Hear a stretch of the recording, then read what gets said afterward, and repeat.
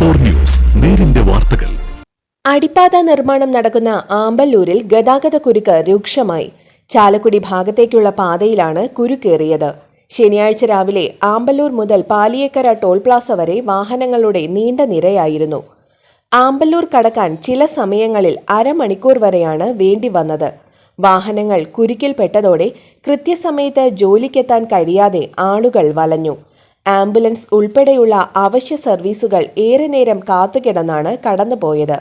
ആമ്പല്ലൂരിലെ തിരക്കൊഴിവാക്കാൻ NHAI അധികൃതർ യാതൊരു നടപടിയും എടുക്കുന്നില്ലെന്നാണ് നാട്ടുകാരുടെ ആക്ഷേപം. നിർമ്മാണം പൂർത്തീകരിച്ച സർവീസ് റോഡിലൂടെ വാഹനങ്ങൾ കടത്തിവിടാതെ റോഡ് അടച്ചു കെട്ടിയിരിക്കുകയാണ്. ഇത് തുറന്നുകൊടുത്താൽ ഒരു പരിധിവരെ തിരക്കൊഴിവാക്കാൻ കഴിയും. വരന്തരപ്പള്ളി, കല്ലൂർ ഭാഗങ്ങളിൽ നിന്ന് വരുന്ന വാഹനങ്ങൾ ദേശീയപാതയിലേക്ക് കയറുന്നത് ഇരുവശങ്ങളിലും തിരക്കേറാൻ കാരണമാകുന്നുണ്ട്.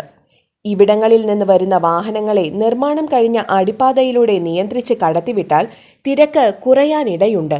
കൂടാതെ ആമ്പല്ലൂർ സെന്ററിലെ ചാലക്കുടി ഭാഗത്തേക്കുള്ള ബസ് കാത്തിരിപ്പ് കേന്ദ്രം താൽക്കാലികമായി മാറ്റി സ്ഥാപിക്കണമെന്ന ആവശ്യവും ഉയരുന്നുണ്ട്.